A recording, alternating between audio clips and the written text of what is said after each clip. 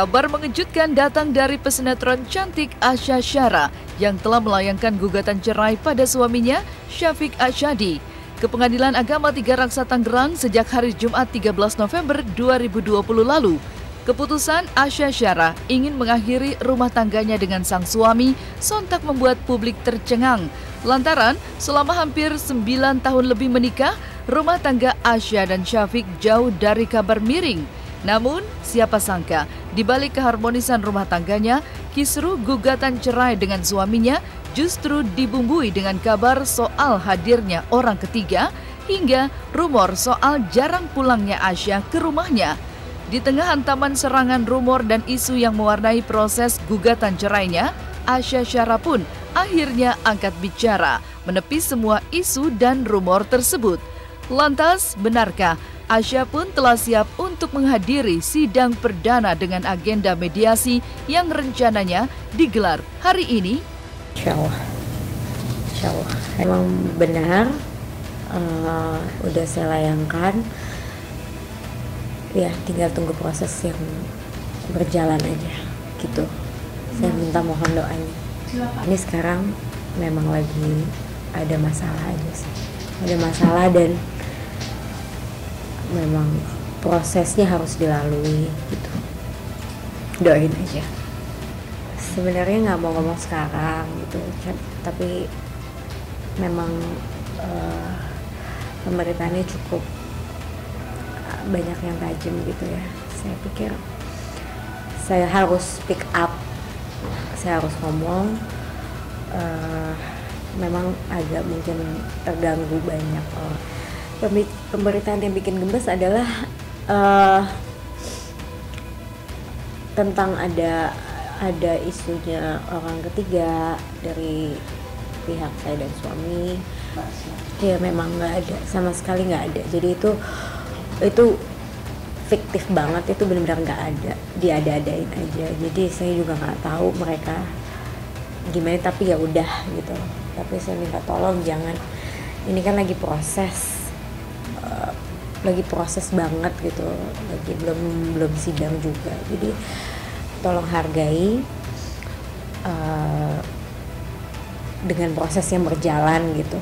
Saya minta di itu aja sih, dituntun dan didoa, mudah-mudahan insya Allah beri kekuatan. Ada isunya saya nggak pulang, ada beberapa tagline media yang memang saya nggak bisa bendung gitu. Ya itu yang bikin saya terganggu gitu, jujur terganggu, karena kalau saya sendiri mungkin itu oke gitu, tapi karena ini menyangkut ada anak-anak di sini gitu, saya nggak mau sampai anak-anak saya nanti melihat, karena ini kan jejak digitalnya pasti ada gitu. Jadi saya harus klarifikasi gitu, benar-benar kalau memang itu semua bohong, semua nggak ada. Saya tetap masih tinggal satu rumah dengan anak saya masih sama saya gitu, dan kita selalu bersama. Saya tetap kerja, pulang selalu. Jadi nggak pernah ada kata-kata Asya saya nggak pulang dalam waktu seminggu, dalam waktu 2 minggu atau berapa, nggak ada.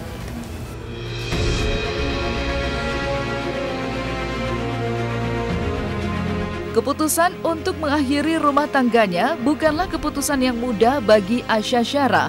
Hampir 9 tahun membina biduk rumah tangga, suka duka telah dilewati bersama.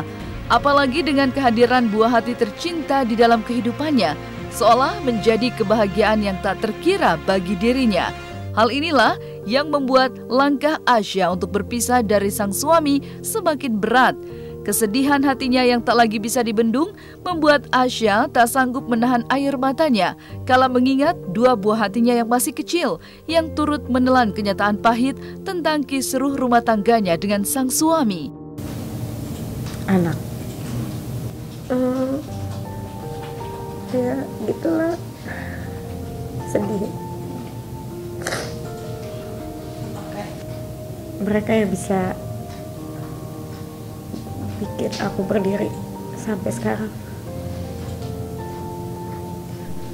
Saudara, udah banyak banget yang dipikirin untuk anak-anak.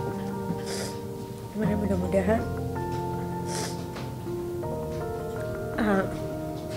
anak-anak ini, saya selalu dalam doa saya, anak-anak kuat tuh, karena lambat laun dia pasti tahu.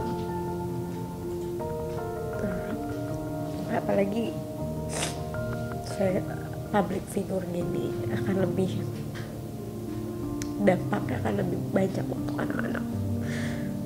Ya, saya harus lebih rangkul mereka, lebih hancur pasti, tapi ya hidup udah gak usah aku jalanin kayak gini gitu. Itu aja sih.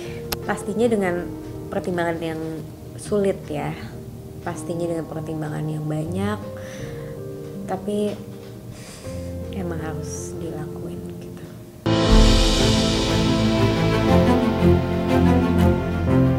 Air mata kesedihan yang jatuh dari wajah cantik Asya seolah menggambarkan betapa hancur hatinya saat ini melihat rumah tangganya yang telah dijalaninya selama hampir 9 tahun lamanya itu mungkin akan berakhir di pengadilan agama. Apalagi Asya yang baru saja bangkit dari kesedihan yang teramat dalam setelah kepergian ayahanda tercinta pada 7 November 2016 lalu, kini harus membuatnya merasakan kehilangan orang yang ia cintai lagi. Kini, dengan batin yang begitu terguncang hebat, hanya air mata yang terus menetes jatuhlah yang bisa menjelaskan isi hatinya saat ini. Nah, itu nggak ada tuh kayak gitu-gitu. Maksudnya tidak dipatokin 3 tahunnya itu saya juga nggak tahu tuh narasi dari mana gitu. Dan itu juga sempat aku baca. Cekcoknya udah pasti, rumah tangga semua pasti ada cekcok. Itu aja sih. Tapi untuk mau cerita dalamnya itu kan di dalam isi gugatan, jadi belum bisa aku klarifikasi di sini. Di dalam proses yang memang nggak bisa aku buka sekarang karena memang harus ada proses yang dijalanin dulu gitu. Jadi minta mohon doanya aja ya.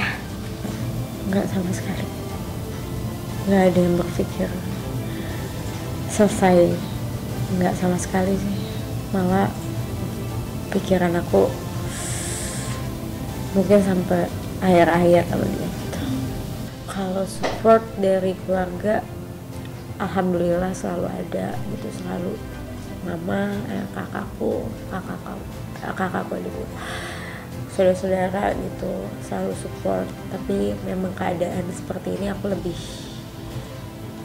pengen lonely aja gitu, lagi pengen hening aja gitu, karena memang nggak bisa ngomong, nggak bisa ngomong sama orang banyak. Pikir panjang, doa yang keras bener-bener, karena ini bukannya yang gampang buat aku, dan harus aku akui ini hari-hari tersulit dalam hidup aku. Selain papa meninggal di 3 tahun yang lalu ya main. Jadi memang aku harus kuatin diri aku, kuatin anak-anak gitu, harus bagi kerjaan juga, ada beberapa urusan juga gitu. Jadi memang cukup kuras otak dan tenaga aku gitu. Udah pasti sulit, makanya aku bilang bagi di otak sama di hati tuh susah banget gitu. Tapi aku yakin ada Tuhan kok, yakin ada Allah. Jadi ya udah, di saat semua aku sholat, semua aku udah serahin, aku gantungin aja semua sama Allah, insya Allah it's gonna be fine gitu. Minta doanya aja, mudah-mudahan aku kuat, anak-anak kuat, dan semuanya kuat gitu, dan berjalan semua dengan baik.